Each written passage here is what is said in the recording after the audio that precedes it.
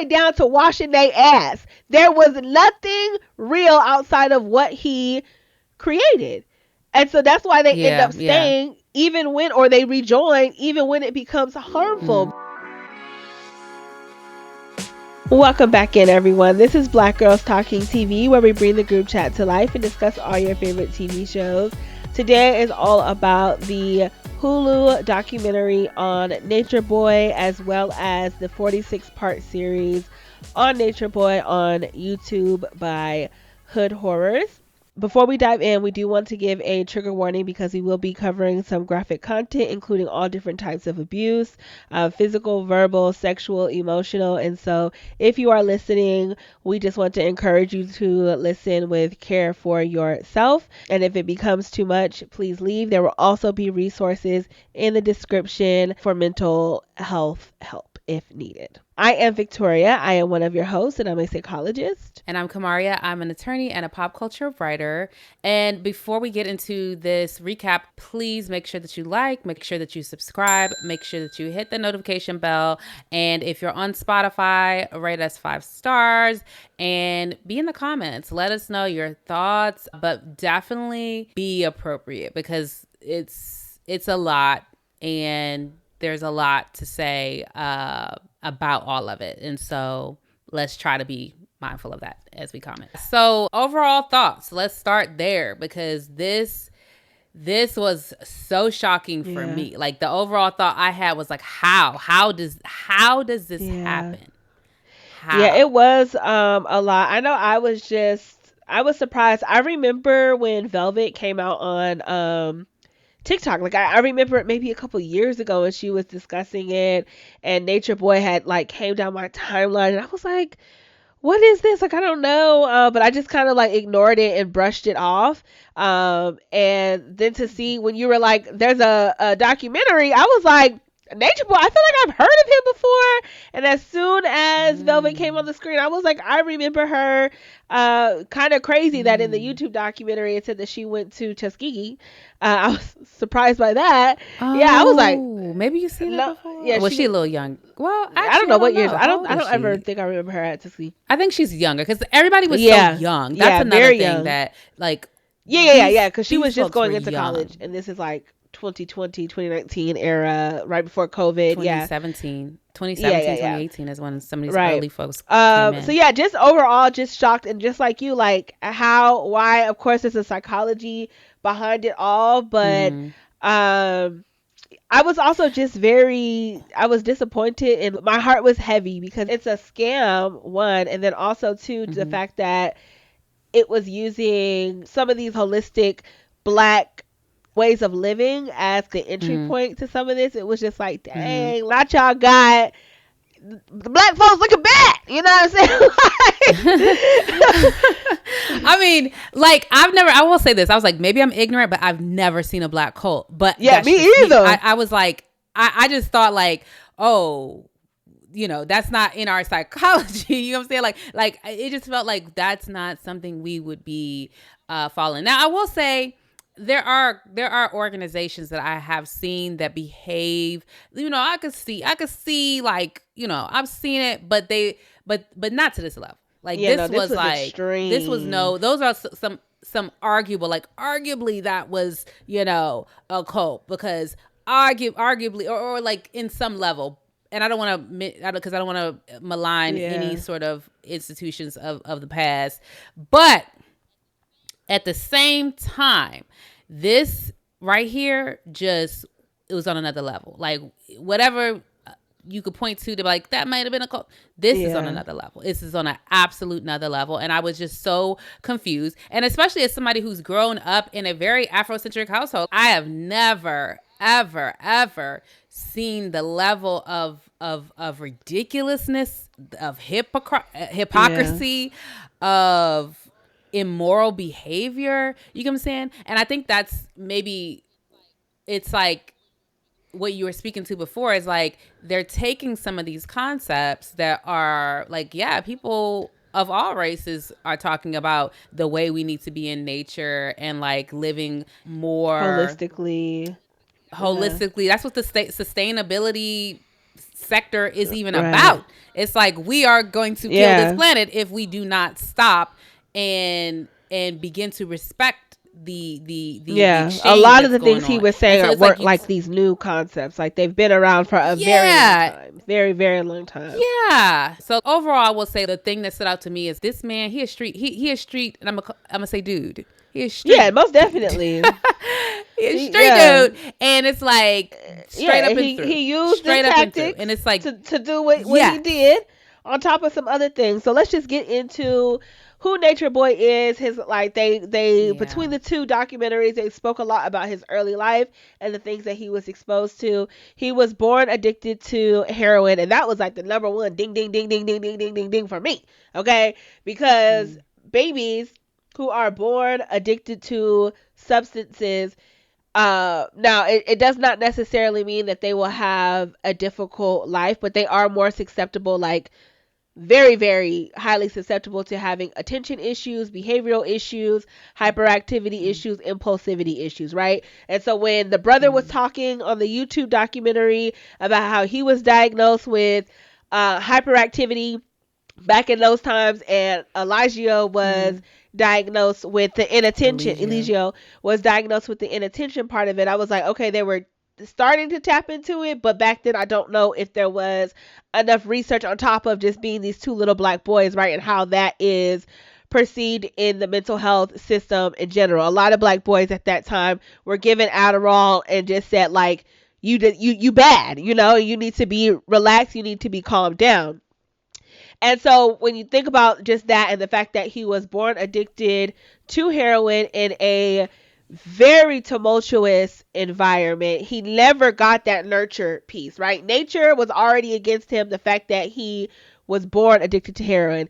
And then nurture Mm. never was able to catch up to him. For individuals who are born addicted to substances, as if that environment piece is together, a lot Mm. of times a lot of the things that they're at risk for can kind of subside and they don't have as many issues, right? But for him it was like back to back to back to back to back to back to back to back things. And so, and the behavioral issues again were just looked at as, oh, he's being bad, and they weren't looked at as like, no, he's having some real issues, like these are Mm. real mental health Yeah. issues that end up where now he is a harm to society. So yeah. Yeah. And I do want to clarify that like the things that you're speaking to are in the Hood Horrors documentary as opposed to being in the Hulu, because I don't think they even touched on any of that for the Hulu documentary. And to me, like the headline for him is like narcissist in action. Like I like, to me, I know you you're a psychologist and you have your standards and y'all don't say, but I'm a street psychologist. Like, I'm joking. But that man is giving that, Mhm. right? And so I know y'all can't like diagnose, you ain't met him and stuff like that, but it's giving that. But in narcissist, I wonder, like, is that a born thing, or is it like a conditions thing? Is it like a both? Like, how do people come to be a narcissist? Because it's giving for him that his ass was just gonna be like that. I mean, again, when you think about nature versus nurture, right? Like, Mm-hmm. in a sense where somebody like Eligio, whatever, Eligio, Eligio. Mm-hmm. those are the things that create personality dysfunction. A lot of times it is early childhood Oh. trauma for anybody, Oh. whether it's borderline personality Mm. disorder, schizoaffective, like there's a whole spectrum of Ooh. personality disorders. And so when you do not have good attachment figures, when you do not have a healthy, stable environment, it starts to lead to the Mm. breakdown of these behaviors. And it's just like when we've talked about, just like with perfect match, right? Like if you've had, let's just say, a heartbreak, that's something that a lot of people understand. If you had a heartbreak and then you take the beliefs from that heartbreak, let's say you were with somebody who told you you're going to always be alone. If it wasn't for me, you wouldn't have love, X, Y, and Z, right? You take those beliefs and they start to become this true value set that you believe about your life, and then it then ooze into behaviors, and now you have like these personality dysfunctions or characteristic challenges and flaws that guide your behavior. So the same thing happens with these very extreme and severe mental health diagnoses like a personality disorder. And so, he's not my client, so I'm not saying whether or not he has narcissism, but for individuals who do have narcissism, they do display, a grandiose sense of self.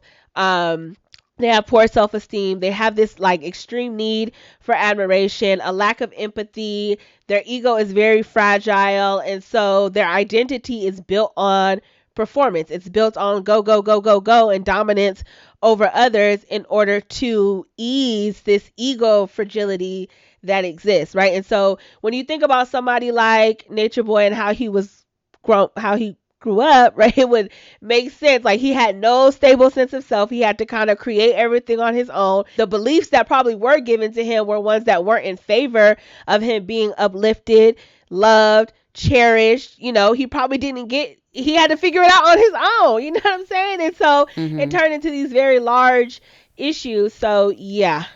Yeah. Yeah.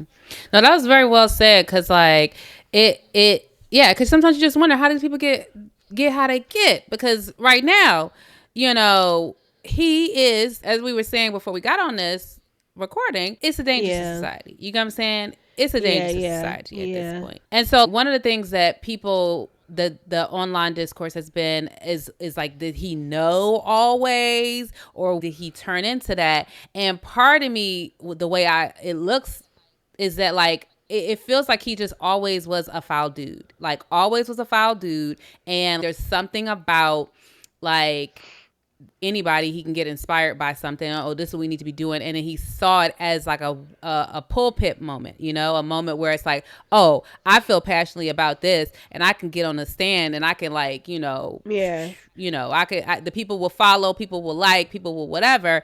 But I think he genuinely felt that, but he was underneath all of that always a foul dude. And so maybe in the beginning he wasn't doing all the foul behaviors, but when, the saying, absolute power corrupts absolutely, it's like the more someone has of something, the more someone has of money, the more someone has of power, it shows you who they are. And so I think that it just slowly just seeped out, because it was always there, and he just didn't have the means to exercise it early on. Well, I do also want to go to the point where he was, I think this is more so in the Hood Horrors documentary, where they were showing kind of like the decline in his functioning, right? Which the decline, in my opinion, was kind of always there, because he was engaging in these very like hypersexual behaviors. He was drinking, he was abusive, but like their focus was kind of on like this, oh, he stopped sleeping, he stopped bathing himself.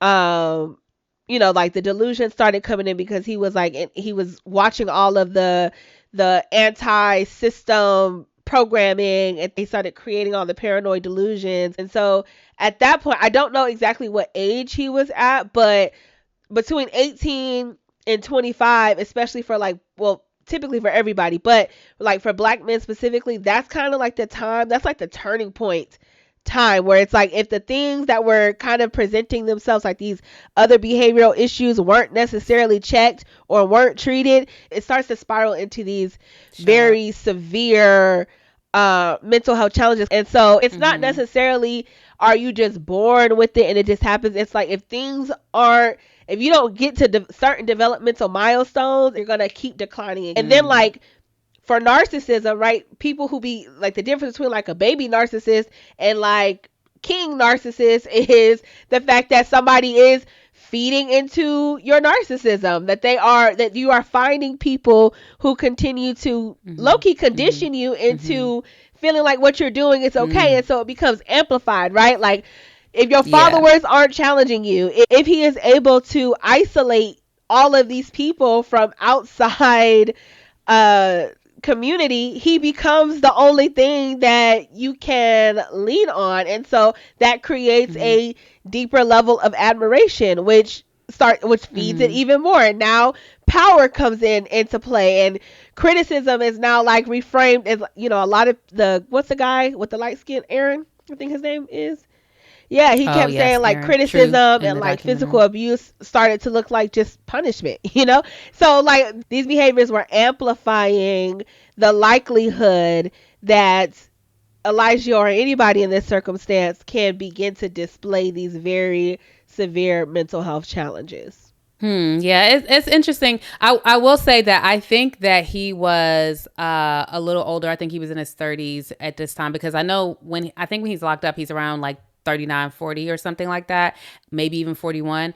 And so this is like a span of 6 years. So I think he's like mid 30s, like like maybe 30, 34, 35, something around that age when the beginning of this documentary is. However, we learn in I'm not sure if it's in the Hulu, because at this point it's all blurry. Like the Hood Hordes one is long as hell. It's long as hell. It's basically 25 hours. Like it's a whole day that we have committed. Well, I have committed. You, Victoria's watched part of it. I've watched the whole thing, but they talk about his early life doing stripping for men. We learned that like he's selling his body. There was a gay porno he did, different things that he was engaging in for money.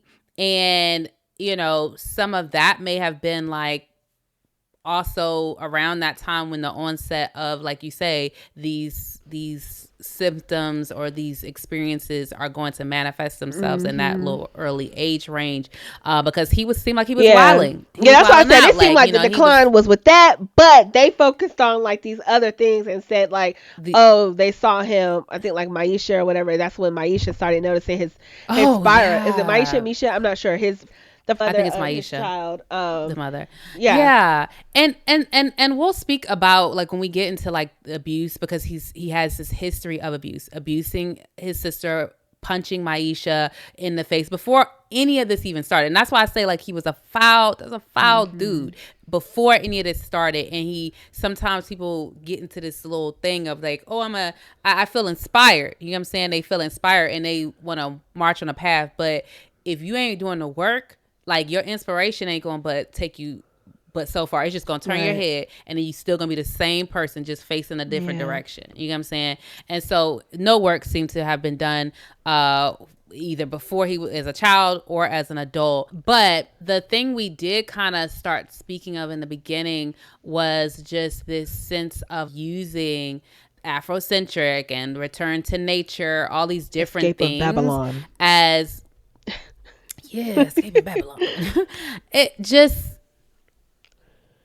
using it as like this entry point. And like I said, I think he was maybe inspired by some of these things, because like who doesn't dislike racism, and they in the Hulu documentary especially, I like, bruh, y'all didn't have to put all this. It was a little triggering seeing people get shot and all these different things. And maybe they're trying to like display like how urgent it felt and help people justify. It was like the right timing that he was starting to talk about these things. As to like what, because 2016 that was some time, that was a time stuff was happening, you know what I'm saying. And then I know George Floyd didn't come in until later. I think George Floyd was like during the pandemic, but like Mike Brown, you had Trayvon Martin, you had a lot of different things that had been happening that led up. Freddie Gray, I don't know if that was 2016 or not, but I know that time period, at least Mike Brown and at least Trayvon had been happening before 2017 and 2018 when he started all of this, right?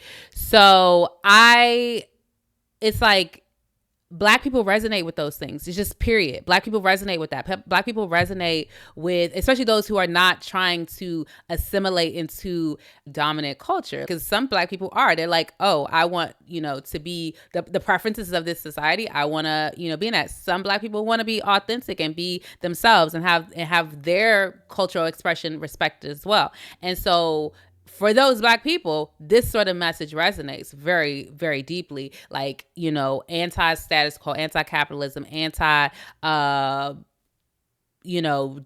the earth. You know what I'm saying? So it's like, but it's gotta be tethered to the ground with something like morality. You get what I'm saying? It's got to be tethered to the ground with something like practicality. You get what I'm saying? Because we all could be like, oh, let's get land and let's live off the, whatever, but leaving our families for this? No. the morality, if that's not a check on you, nothing's tethering you to what's Yeah. real. You know what I'm saying? When you don't have the morality to say leaving my family is not good. So in the I'm not sure, it blurs, but in the Hood Horrors, they talk about a lot of people, a lot of women who have left their children, people leaving their families, not speaking to them, and just going there because they're like, cut all ties. And so again, it's like he may have these entry points that are like, this sounds good. We don't like folks killing black people. We don't like the political climate that has come into America, but you have to, there's a balance. You don't just throw everything out. Yeah. You know, you have to have something that grounds you to reality and grounds you to doing what's right, you know. And the grounding to reality, right, that takes having a sense of identity, and it takes having a moral statue that you live by. And so you get these people to join groups like this when they don't have that. And so when you're constantly seeing on the news all these things are happening, and then possibly in your own life, a lot of the victims were talking about where they were in life when they started to hear all of these teachings and whatnot. All of them were in these places of confusion, life transition, a desire for meaning, needing something else to lean on, needing community. And so it's like he was giving that. He was selling that through one of these clips that he's showing where everything is all nice and beautiful. He's sounding super confident, well educated. He's well spoken as he's speaking about all of this. And he's confident. That confidence will carry you. And let me tell you, confidence and competence are not the same thing, but groupthink is real. Like groupthink is real, and when you don't have nothing else to ground yourself in, or what you have been grounded in does not feel like something that is attached to you, you go and you search for it, and you become super susceptible to these other things, especially if you also do not have the, I don't want to say mental fortitude, but when you do not have that discernment to ask questions about what it is that you are listening to. And that is something that a lot of us are not afforded to, and we start learning like in our later 20s, going into our 30s, because for so long we are just living the life that we've been given, you know? And so it takes a lot of courage, even for the people who did decide to leave, to finally be like, wait a minute, like this isn't real, you know what I'm saying? So but yeah, that like the psychology of how people join, it is through these pockets of vulnerability, where it's like if you hear something enough over and over and over again, it starts to become real. Yeah, no, that's good. I love that you said all that. Like, let us talk about this psychology. Like, what's going? Because that's the major question. That's the elephant in the room. It's like, how the hell do the people stay? How the hell do they? And it's like, even when I can verbalize, like, okay, this is why they stay and this is how they got in, it still is bewildering. It's bewildering, especially when it devolves. Like from in the beginning, we're trying to eat natural, yada yada yada, to like, bitch, ho, if I don't speak to you, kiss my foot. Like, how do we not have like clarity show up there? And I recognize that it's like a drip drip drip, but it just that to me, it speaks to one, like a little bit of what you said, like a lack of identity. To me, it was just like, it's like a weak personal identity, like a lack of trust in self. To be honest, it's a lack of trust in self. And then they were very young. So I will say that like one of the kids, I think Pisces, and we'll kind of get into some of these folks that are in the Hood Horrors documentary, but not in the Hulu documentary. But Pisces, I think he said he joined when he was 17. Or Juju, that's one. He's one of the ones who I think he still supports. I did a like 2026 check, but at the end of the documentary of the Hood Horrors, which was published 7 months ago, he was. But anyway, he was 17. And so it's like these folks is young. They're young. So I understand, one, that you're not even, your brain is not even there, but the lack of trust in yourself, it's like they're outsourcing this trust to him. You get what I'm saying? Because self got to be able to Yeah. say, something ain't right about this. You know what I'm saying? And you just bypassing that feeling, bypassing it because you think another principle, which is the whatever principles they follow in and whatever they think is the higher consciousness, the mathematics or whatever they was talking about, that seems to be the thing they're holding as supreme, and they're bypassing this internal thing because I know something's coming up. I feel like it, but who Yeah. knows? I don't know. That's just Yeah, my I mean, thoughts. when you're not allowed to lean on that, or you're not taught to lean on that, you're not taught to listen to that, you're not going to. Hmm. But I also want to talk about how the entry point into carbonation, melanination was very abrupt and destabilizing. It's as soon as you get here, you're cutting Mm. everybody off. So already there is Hmm. shame attached to what you're doing, because it's like, if I ever go back, Yeah. I gotta explain Yeah. why I felt it was okay to cut all my people off. Two, you giving up. Somebody people was giving out mounds of money, of money. So now Yes. I am left with nothing. I am literally left with no resources to try and take care of myself. Right? Like somebody said in the Yeah. it might have been the Hulu one. No, no, not the Hulu one. In the Hood Horrors one, they gave Hood out horse. $300,000, 100,000.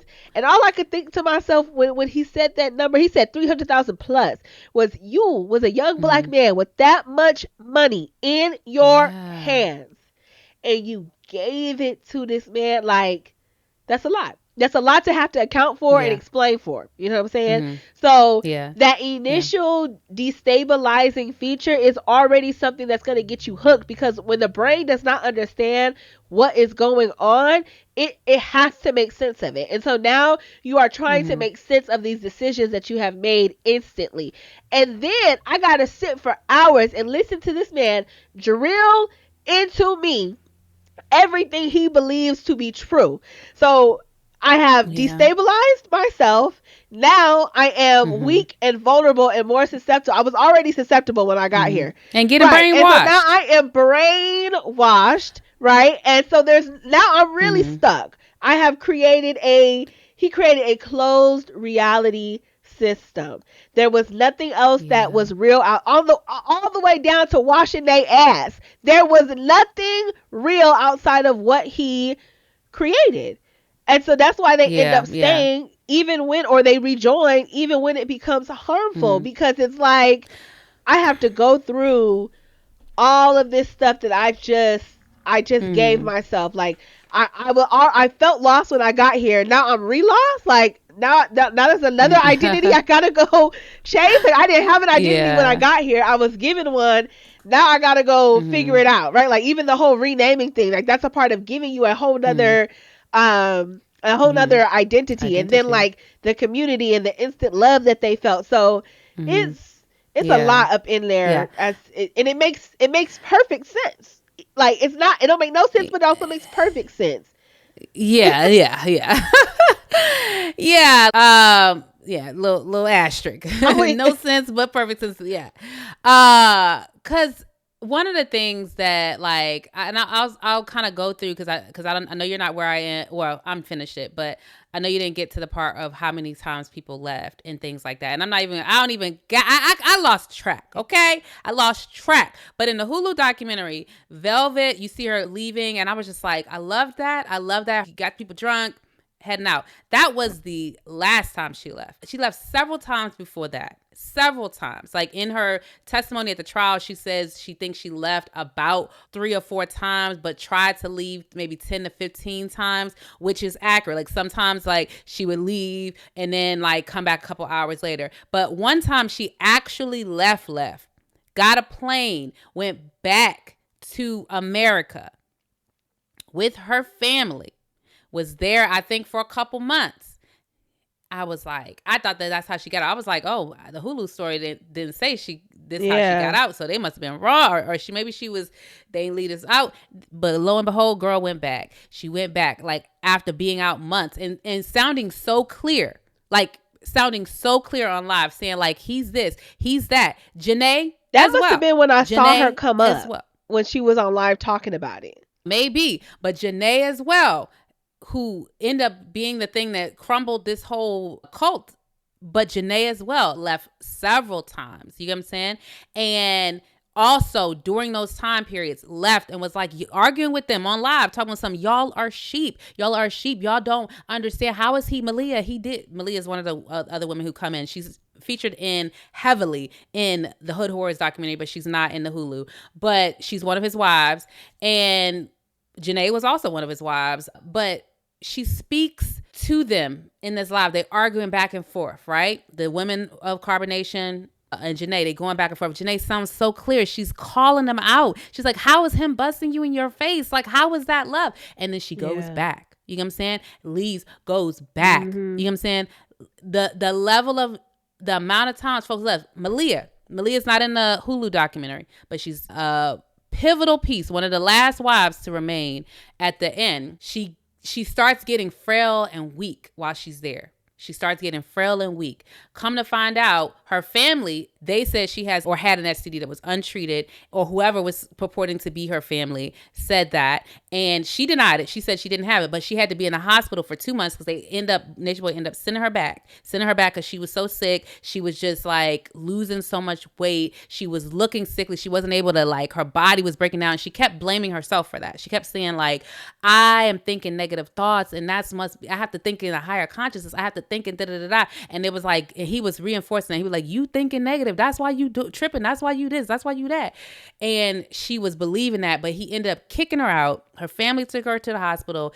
Basically what's happening, what they said, what the folks who took care of her basically said is that because of the untreated STD, all of her organs were starting to fail. And that's what was causing her to be crippled like, and she had to be in the hospital for 2 months. And during that time period, she was on the phone, FaceTiming them everywhere they was. They was out at clubs. And I'm just like, how are we out at clubs popping bottles? And how did we get here? And then we still are in alignment with the mission. That's where it's like, it makes sense, but it don't make sense. Because when we get there, I'm like, how are we in alignment with the mission? She's still FaceTiming. She goes back after that. And Malia is one of the last wives. He has 4 wives that stay. He's got 2 at the end of the Hood Horrors documentary. Look, and we see the Zoka. Zoka's one who came. These women were there for a while. They're not featured in the Hulu documentary, but they were there for a while. I think they came maybe in 2019, maybe 2020, something like that. Like, you know what I'm saying? They're not 2023 women. You know what I'm saying? They came in the height of all of this, and they became wives. Afru, Malia, Zoka, and Aya, four wives who really, even after he was incarcerated, was just there on lives talking about, like, they're prosecuting him, they're persecuting him, they're this, they're that, and they were with him to the end. And Afru and Zoka were the two who stayed to the end. And it seemed like, based on what we saw, TikTok Zoka making TikToks, I saw like that 15 hours ago. Yeah, so it's like Zoka at a minimum. Zoka's still in it. I don't know about Afro. I didn't look into all that, but it's mind boggling. One of the girls in the Hood Horrors documentary, her name is, they called her Vibes, and she goes by Jazz. I was like, this girl look like this girl who I follow her ass. I follow her, and she is but she don't talk about none of that. She don't talk about none of that. She talks about plant medicine, like she talks about plant stuff, you know. She talks about, like, what plants do this, and she'll create these concoctions for, like, you know, winter colds and like this and this and that. And I like a little stuff like that. So I've been following her. I was like, I knew I recognized the girl, and I was like, It wasn't until she in the Hood Horror documentary that she said Jazz, and they showed her a picture with her locks. Her locks are kind of like copper colored. I was like, this is her. This is her.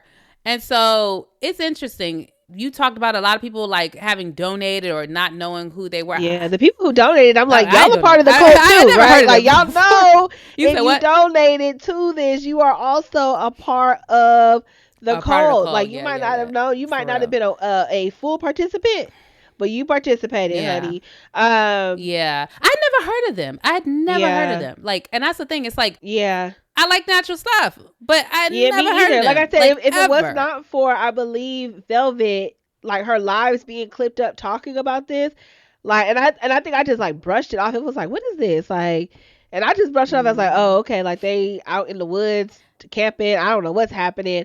And already I was looking at it as like a polygamous thing. And I don't necessarily agree with polygamy. It Mm-hmm. don't work for me specifically. Do you if that's what you do? It just didn't work for me. So it was already something I was like, oh, I'm Mm-hmm. not going down that rabbit hole. I don't know what y'all got going Mm-hmm. on over there. But knowing that you can be so depleted, having to go to the hospital because of all of that sex, all of that unwilling sex, all of that unconsensual sex you was having and had to go lay in that hospital bed for 2 months and still go back, it just shows you just how much he stripped from them and made them believe he was the source, that he was everything. Like Yeah. they made him hyper, they made all of those people, or he made those people hyper dependent on him.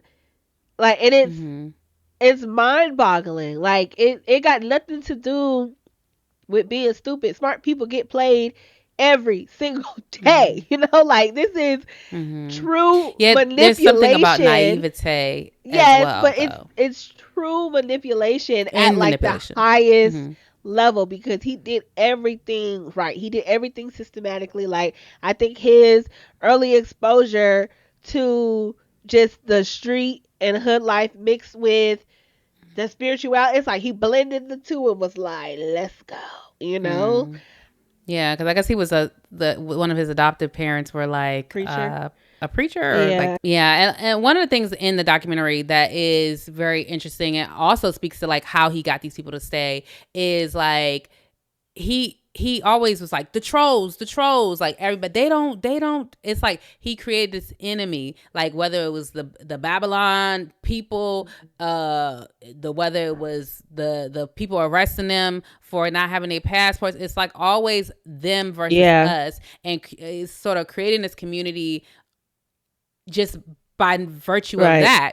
And the interesting thing that I heard though from the documentary, the Hulu documentary from True, when he was saying like we were basically loyal to him but not each other. I thought that was very interesting in terms of the psychology of it because Mhm. it seems like you're building this community, but you're not really building this community because even when Malia, because so Malia had a little, she's one of the wives I told you that had the allegedly STD, I guess, situation, and her family said she denied it.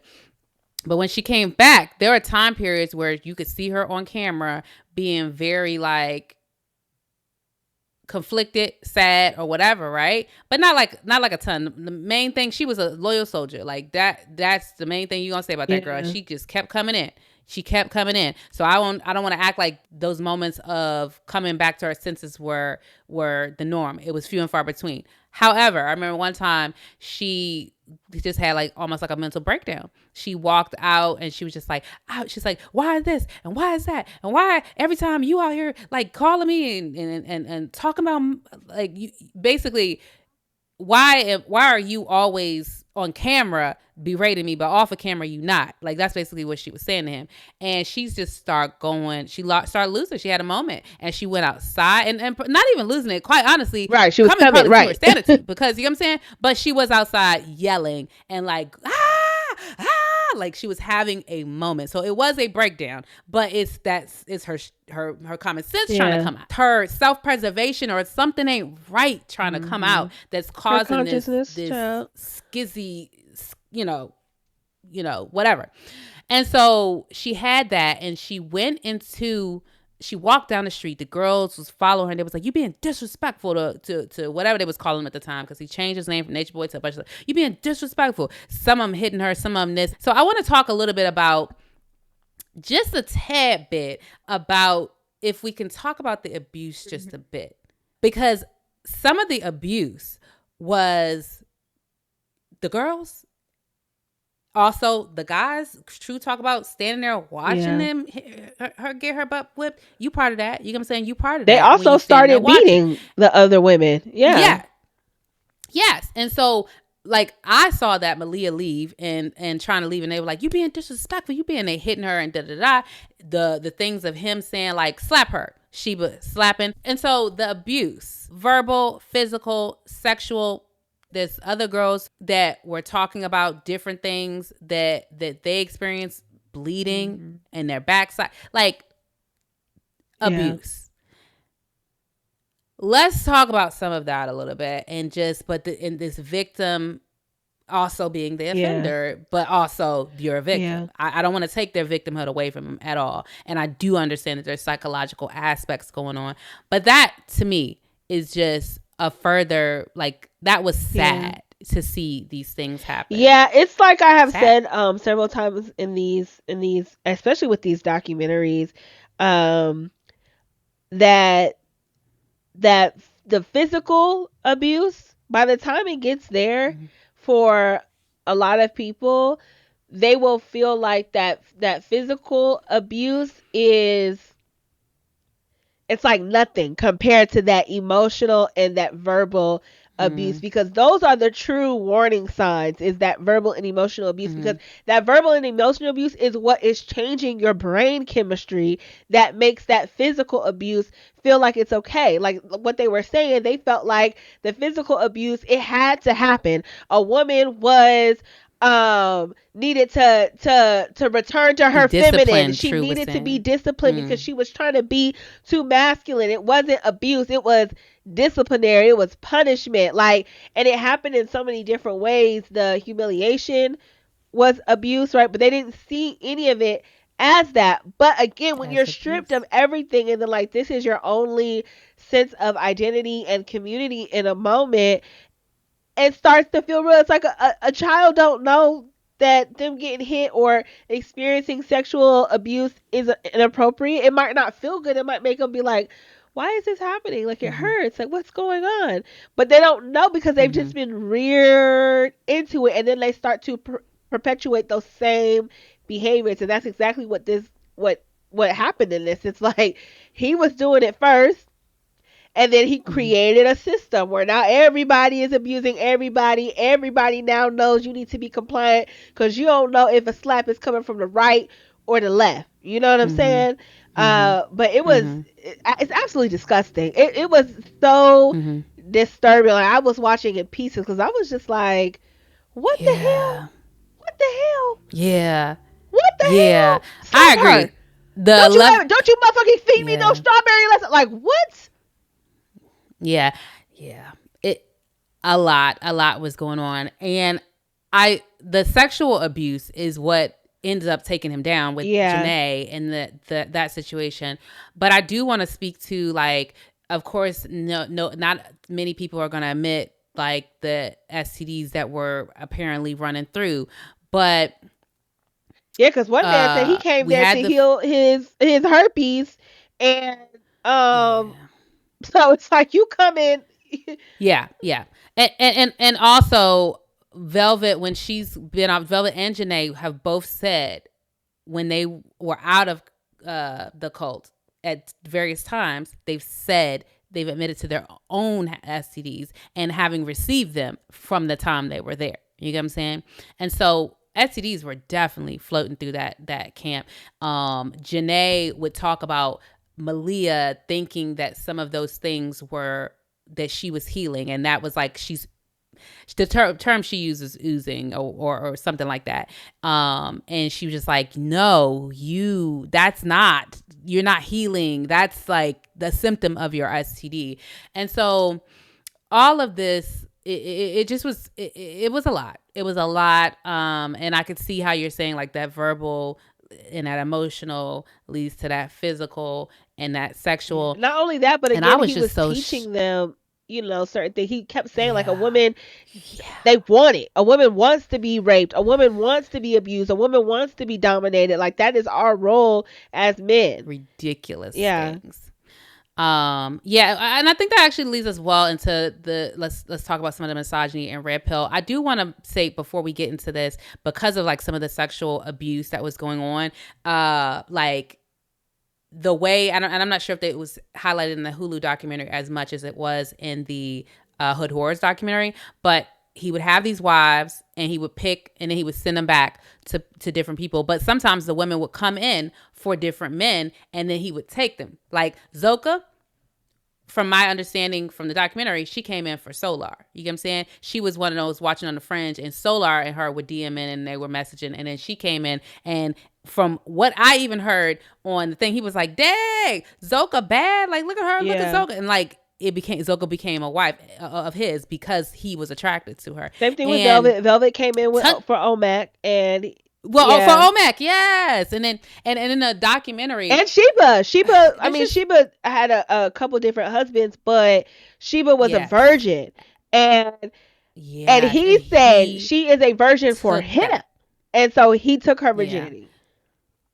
Yeah, and had Velvet holding her hand through it. And it's just, where do you begin? Like, the level of healing that needs to happen for everybody that has left, it's actually a lot. Because even Velvet, as she has left, I want to speak about the children again, just for a quick second, that are not mentioned in the Hulu documentary. But you can see she's pregnant in one of the shots of the Hulu documentary. I definitely was like, who's she pregnant by? Because it ain't been enough time, sweetheart.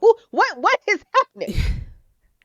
Well, so she has, of course, Nature Boy's child. She has that child there. It looks to be about like the child's like 2-ish or like approaching 2 when she leaves. Shortly after, and I want to say maybe within a year, maybe 18 months, she has another child by somebody else who's, I think somebody described them as another cult, like her joining another cult, and she has a baby by somebody else. I don't know if they were in that cult or not. And then he just disappears. He's not part of the child's life. The third child, though, that she has, though, is from Solar. When Solar leaves, they play this game of like fucking with each other's ex-women.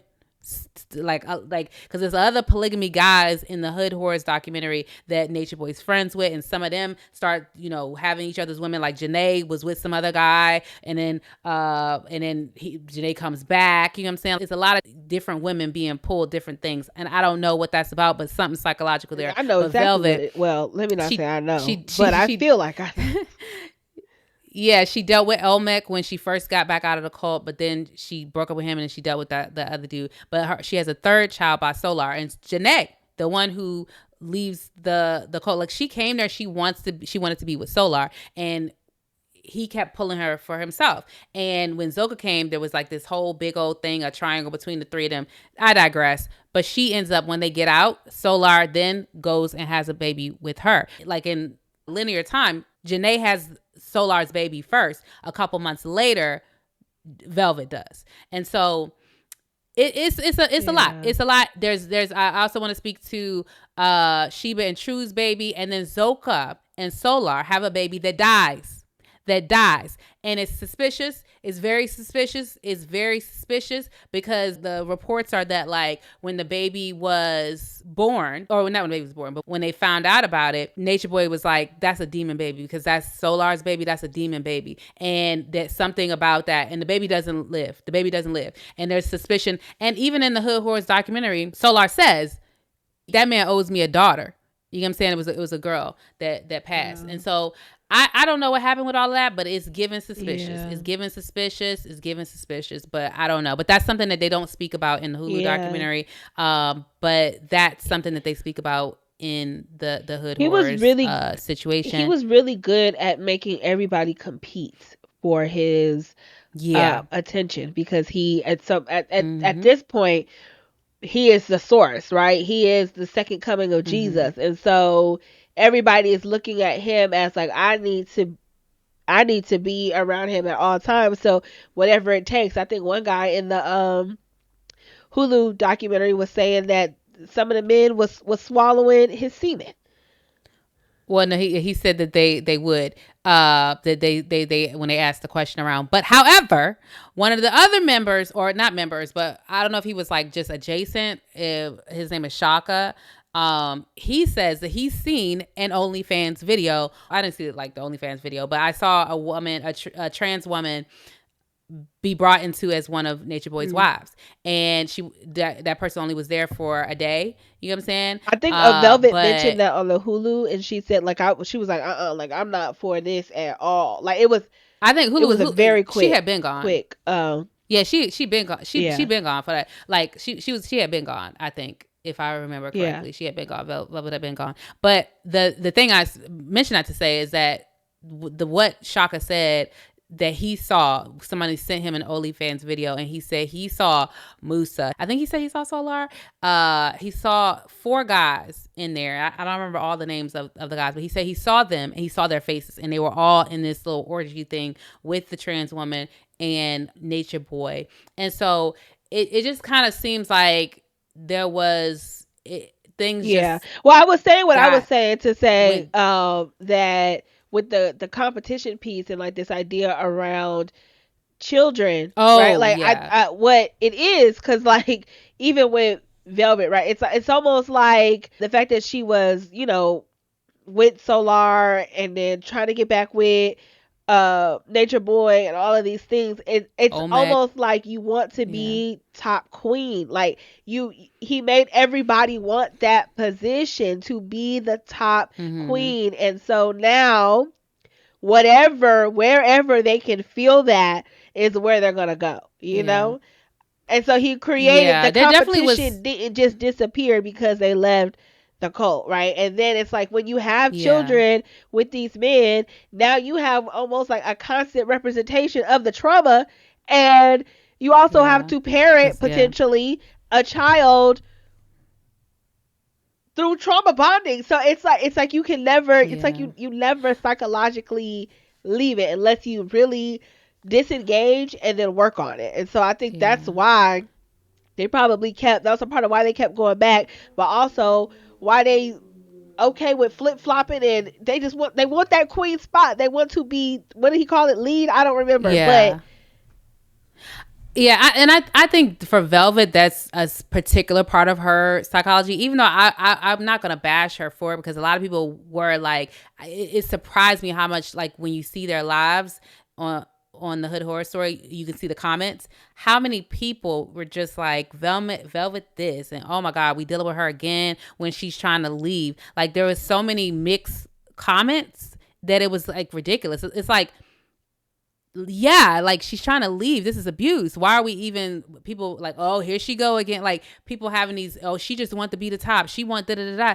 And it's like, I do think that there's an element of something about, she does need to feel important, but she's still a yeah, victim. You know what I'm saying? She's still a victim, and it's still something going on in all of this. yeah. But I wanted But to well, hold on before you say before we that. could. Okay. I was like, but that was also a part of the programming, right? One, just to even come into this melanation thing, carbonation, it was this like he gave everybody this sense of importance and value, and so Mhm. now you're Mhm. trying to chase that because you didn't have that before you Mhm. came. You feel like you're this person who is above all of these societal norms, and you're made for this Yeah. higher purpose, and he continues to feed that to you. Then he also Mhm. devalues you at the same time when he's calling you a bitch, Mhm. slapping you around, telling you to suck his toes, and then he goes right back. That's probably why they was Mhm. going to the clubs, because it's like up and down, up and down, up and down. The destabilization And between happy, sad, happy, sad. The brain doesn't know mhm. where to go. It don't know where to go. It doesn't. It don't have no time to land anywhere. Yeah, and that's actually what I learned that trauma bonding is. Like, I always thought trauma bonding was like, oh, y'all have some trauma, so y'all bond because y'all have trauma. But I learned like a couple years ago that trauma bonding is literally an addiction pattern of like, everything is hot and cold. It's hot and cold. It's like they're not giving you consistent love. Mhm. They're giving you shit and then love, shit and then love, shit and then love, and it's like you're in a traumatic state and a cycle, whereas like the pain is relieved by Right. their love, and then the love is taken away by Yes. the pain, and then the pain is relieved Yes. by their love, and it's just a cycle, and you're really addicted. Mhm. And they're like, this is the same thing that's like slot machines and things like that. It's like sometimes you hit, sometimes there's like, it's like Pavlov's dog or whatever. Like, sometimes you get the reward, but sometimes it's not. And I guess it's not like Pablo dog. Maybe it's like when they shock the mice. I don't know if that It's all study, it's all they give them conditioning, but sugar. yes, It's yeah, all the same. Okay. Well, either way, all this yeah. stuff, that I was like, that's an interesting thing, because True even said himself, like, it wasn't all bad. Sometimes it was good, and it's like that's probably why y'all got stuck a little bit too, Mhm. because he's the giver and the pain and the Yeah, reliever of the yeah. pain. But we started all this conversation just trying to get into the misogyny and the red Yeah. pill content. And to me, I think the biggest parallels are like feeling unstable, rejected, ashamed, powerless, chronically dissatisfied with your situation in life. And so Mm-hmm. you start to become the victim of the circumstance and you believe that everything that is happening to you is because of all of this stuff around you. And so you got Mm-hmm. to suppress somebody in order to come to rise up above it. Yeah.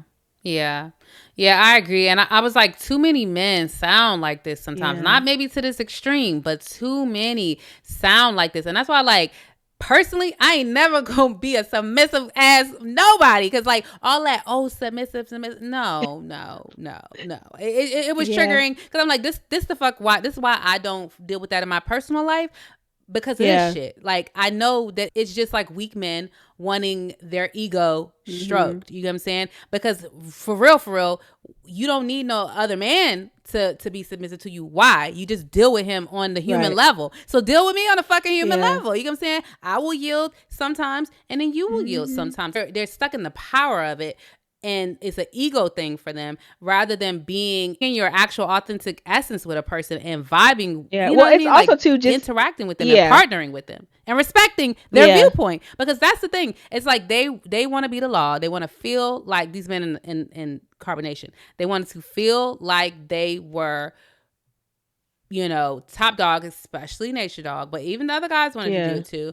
But they want to feel like that. He wanted to feel like he's top dog, and it's like the only way to do that is to put these women down, like you said. Like, and so it's just it's a pipeline. Yeah. It's a pipeline. That's why I'm like, I don't do. If you need, and he was using. I'm talking about submissive. Oh. It's a pipeline, but red pill a pipeline too. Is. But submissive, it's a pipeline to me because articulate what you mean when you say submissive, because I'm gonna respect you. You know what I'm saying? I'm not gonna talk over you. I'm not gonna do anything, but talk to me about what submissive is doing for you and your ego or your mindset. And a lot of times they talk about like decisions, and it's like, well, decisions gotta be, you know, you gotta partner a little bit on decisions too, and I mean you gotta yield to each other. And so it's like because yeah. Well, that insecurity and fear. Some of my trauma coming up through there. That insecurity and fear, though, it beats out anything. A lot of times, most of the times, unless you check it and you have that ego death that is often needed. A lot of times, I mean, for everyone, but really for men, because if you don't, you end up susceptible to this type of messaging, and rejection from women can feel very destabilizing, very dehumanizing, and like psychologically embarrassing for a man who is in this state of mind. And so it's when you, because I feel like they're socialized to think and be a certain way, and when that shit is cracked by a woman who's intelligent, you know what I'm saying, it's like you need to like self-reflect. It's so crazy, you know, because it's on both ends. It's just not as extreme on the very. You said say that one more time. I would say it's so crazy because it's the same. It's similar messaging on even on this side of like extreme feminism, where it's like everything that's happening to you is because of male structure. It is because society has created literally a structure where men are dominant, that women don't necessarily always have the resources to create shit like this. You know what I'm saying? Where they can really drive it home and now create cults and organizations and all the things. But it's their physicality. It's their physicality. And I think that's what they don't realize, is that it's their physicality. That's why they run the world, because they can beat our asses. Like, just straight up. That's why they run the world. And it has been that way for eons, and they always had the strength over us. I remember, and I tell a story all the time. My cousin, he's 2 years younger than me, but he always been puny. And I remember one time, you know how you wrestle with your siblings, like take the remote, boom, boom, boom, boom, boom. Not like wrestle, but just, whoop, you caught you slipping, whatever. And I remember one time his skinny ass, when he was 16 years old, I tried to do that shit. He said, no, bent my hand back. And I was like twice as big as him. He was skinny, but it's just like that muscle strength. They can do stuff. You know what I'm saying? And I know some of them maybe too skinny, you might could take them, especially if you work out or whatever. But 9 times out of 10 that you're not taking no man. And so that's why they run the world. And I think it inflates their sense of importance. And I'm not trying to say they're not important, but I'm saying it's equally. We got some things to say. We got some things to bring to the equation, and so do they. And this society is not structured in a way that supports healthy, balanced respect across male and female energy. And I don't think we realize that we all have both. And a lot of times men who are leaning into this toxic masculinity are not tapping into the feminine essence that they need to also tap into, to understand how to relate to each other. Agreed. To other people. Agreed. Definitely agreed. So, but let's also talk about how there is a lot of parallel to just romantic relationships, especially abusive romantic relationships, or relationships where people have difficulty leaving when it does not suit them, because there was a lot of that, or a lot of that is in theme with not only them being in this cult, but also not leaving. Yeah, no, I will say that, like, to me, it made me feel like reminiscent of like time periods when it's difficult to leave a man. That's what it felt like. Because it felt like basically what they're just doing is having all of these individual relationships with him. But it's like, it's toxic ass relationships. And so it felt like it mirrored to me a lot of like what is going on in these relationships. Like, it's difficult to leave. And then one of the things also that popped in my head about it all is that, like, these people were in Delulu, and it's hard to save somebody when they're deep in it, And I've been in relationships where I'm just like, I can't see it. I can't see what the people are seeing about this man. And it's like I'm in my own version of Delulu. You know what I mean? And it's like you're seeing the situation through the lens that you want to see it in. And it takes cold water splashing on your face, splashing on your face, splashing on your face to really see it. And one of the guys, this is totally different a little bit, but Pisces, he's one of the guys who comes in there fairly young. And when he leaves, he was like, it's interesting how everybody is asking, like, why y'all now speaking out? Why y'all won't say all that when you're in there? And he very poignant statement. He was saying, it takes the time. It's like in that time when I'm separated from this situation, that's when the processing happens. And I'm able to be in my own thoughts without this other person's thoughts. That's how you start to come into the more clarity. And so I think about the times when people be like, go no contact. Why go no contact? You know what I'm saying? Or they say the more and more you are away from the situation, the more and more you're able to like process it and see it differently. It's like I saw a lot of parallels. Yeah, no, I could definitely see it. Yeah, it's definitely there. And then also too, like the love bombing, Velvet brought that up a lot. That he was, that happens in relationships. That gradual sense of control that was happening, that happens in relationships. The trauma bonding that we talked about, the ups and downs that create attachment to someone, that happens in relationship. That loss of identity, loss of self. I've been there plenty of times where I feel like I'm gone. Okay, I don't know what is happening. Where is Vicky? Where is she? Because I am so engulfed in this relationship that I done forgot what I like to do, and got to go through this process of return to self, all the things, right? So all of that was happening. This was just, of course, like on a very, very extreme level, because it was so convoluted with so much. It was so much happening. But even in these individual relationships, this is what is happening. The ones that he had with the different women, and the ones that the women had with the other men, and even with each other. Like, so do we want to get into the trial a little bit? It was only a week, I think, if I'm not mistaken. The trial was a week long, and the something verdict like that, came week within and a half or something 8 like that. less than 8 hours. Because they know. I said less than 8. It should have been less than 2. But hey.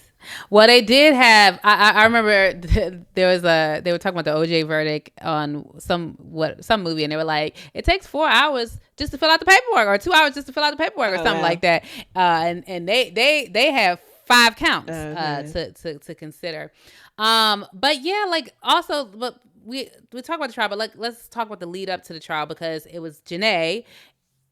trying to leave that ended up getting him caught up. He got a grape charge. He False got imprisonment. a false imprisonment. I think there was the revenge porn. I can't remember what they called that charge. It's different in each state, but it was like 3 counts of those or something like that. And so those were the 5. And it all stemmed from the situation of her trying to leave. And it was interesting. I watched the clips from the trial. There were times where I wondered, like, yeesh, is he gonna get off? Yeah, or something they talked like a little that, bit about right? that on the Hulu documentary because of the statement like we made love, we had sex, and so of course trying to flip and construe words instead of calling it what it is, coercion. I know his lawyer. I was just like, I know your job is to defend who hires you, but I was just like, Lord have mercy. I wanted to know, what were you feeling having to stand up there and I defend know that man? I know he was thinking.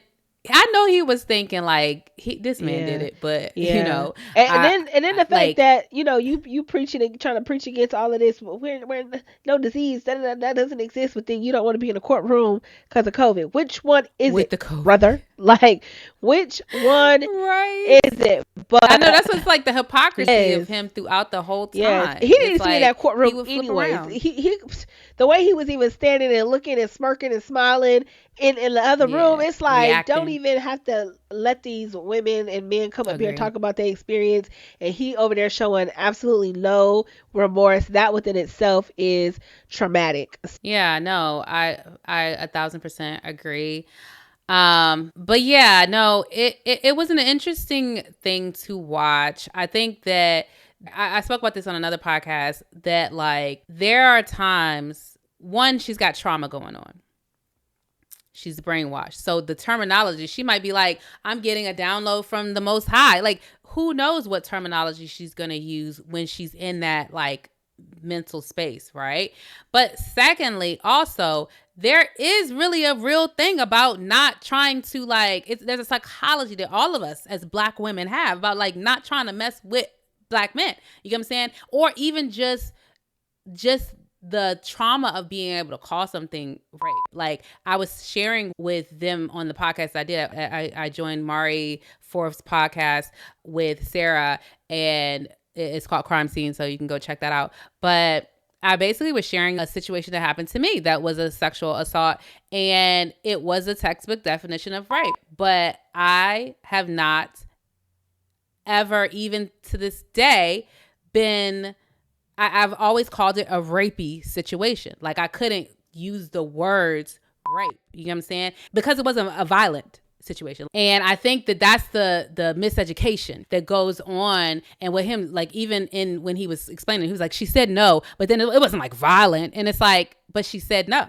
You know what I'm saying? She said no. That's where it becomes, you start moving into hitting off the elements because you don't have consent. You don't have consent. But I say all that to say, though, that I promise you that I've always consistently referred to that situation as a rapey situation because it is difficult to even as a person to be like, oh, I was raped. And then also it's like you feel guilt around like, why didn't I scream? Why didn't I yell? Why didn't I this and this and that? And so there's a lot of psychological things going on. And on top of that, like the person who was dealing with it, he was prominent in the community I was dealing with. You get what I'm saying? So it's like you don't want to bring somebody down. So it's like there's a lot of psychological things going on as to how when she's referring to it as make love or, whatever, it's like, let's get what happened, not what she called it. You get what I'm saying? Because there's a lot of psychological factors at play there. So yeah, it is difficult, and it goes right in line as to why women have a hard time speaking up. One, just being believed, right? Two, when you are saying these things happen to me, this is my experience, and then it's getting picked apart, like that's a lot. That's a lot to have to deal with and relive. And then to basically fight to be believed, right? Like that's difficult. Ain't nobody trying to go through all that. It's a lot. It takes a lot to just have to even come to the realization of what happened. Just like you said, like can't even necessarily like identify it wholly or like say it, name it, because it just it's a difficult thing to have to accept. So yeah, I applauded everybody who got up there and had to speak about that. Yes.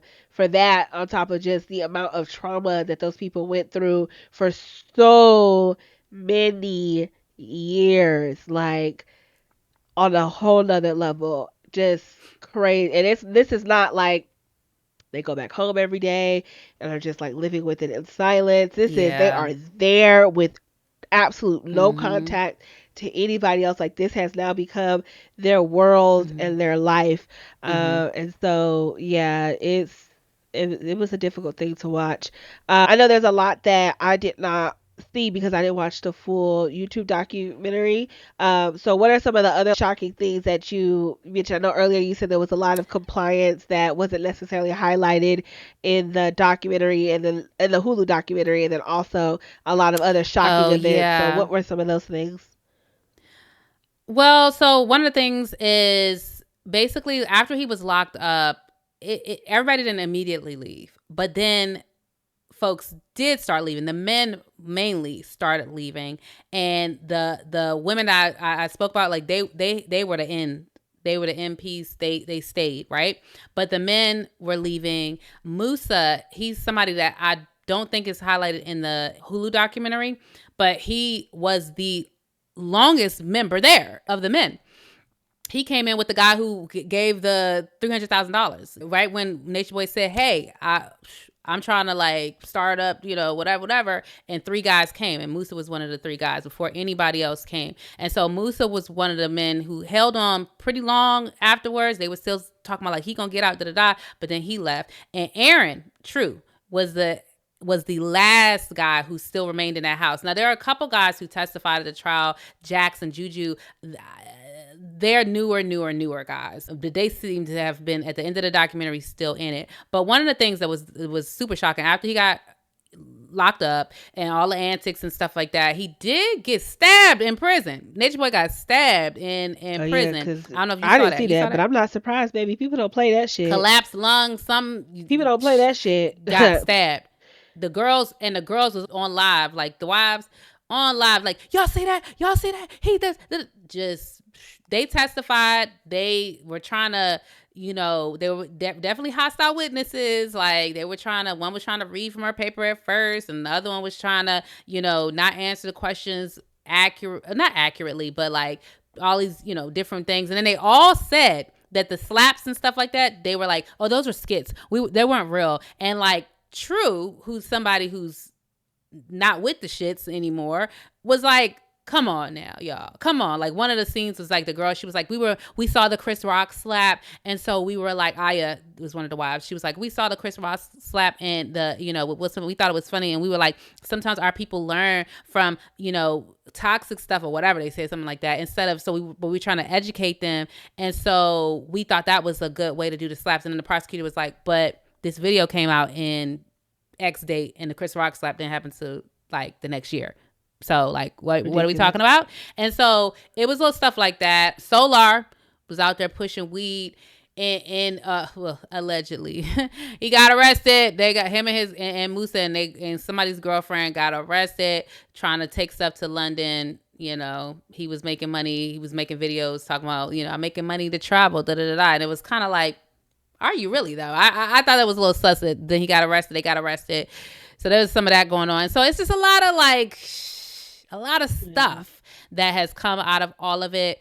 Zoka, Aya, and Efru, all the wives, they got arrested for trying to sneak in weed to the The prison? prison for the jail. Oh, they Yeah, the are jail. they are Mm-hmm. fully in it. They are Yeah, girl, fully they in got it. mugshots and everything.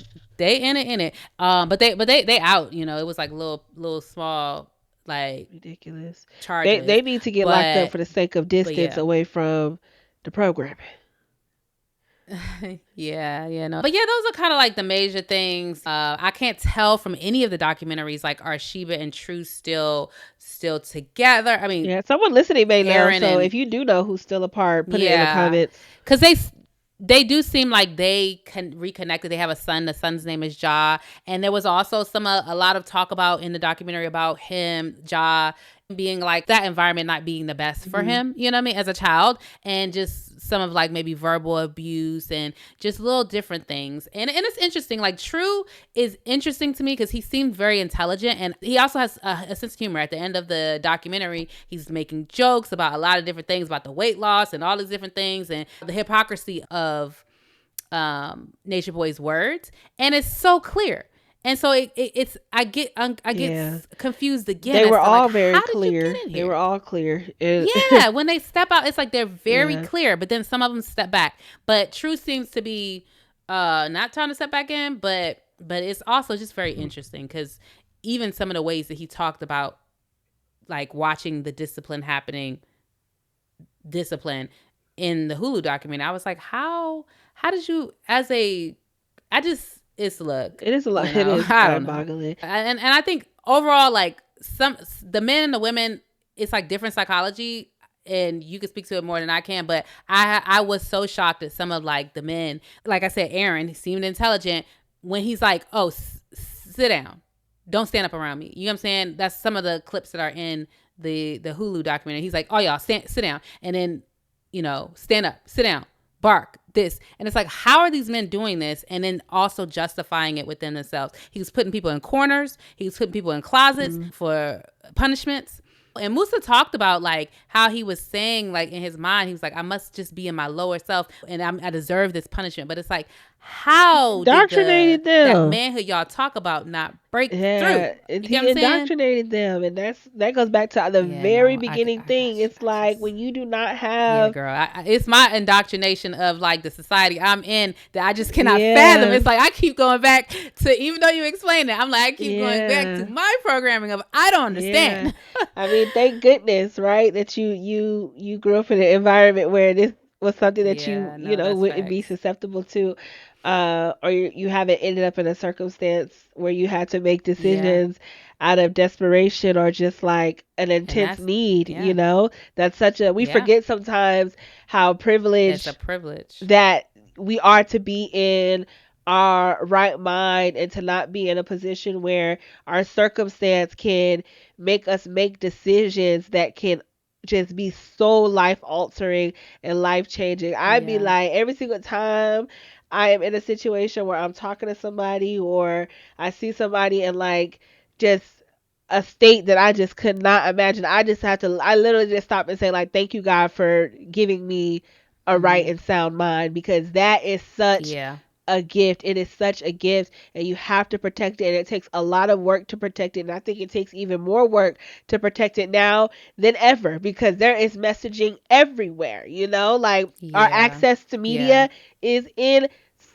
It's too easy, which is why literally we are in a state of so much confusion, mass gun Mm-hmm. violence, just mental health is on a rise in a point where Yeah. it's never been right. And I mean, you could point to, oh, Mm-hmm. back in the day people were being diagnosed or misdiagnosed, and no, like Mm-hmm. these things are actually occurring because of things that are in our food, that are in marijuana. Like all of these things that you at once were quote unquote simple are just not so simple Mm-hmm. anymore. And every They've single been time we open up processed TikTok and we just to scrolling and scrolling craziness. and scrolling, we are being indoctrinated. We Mm-hmm. are being like it's a lot. It's a lot. And so if you are Yeah. in your right mind, you need to thank God for that.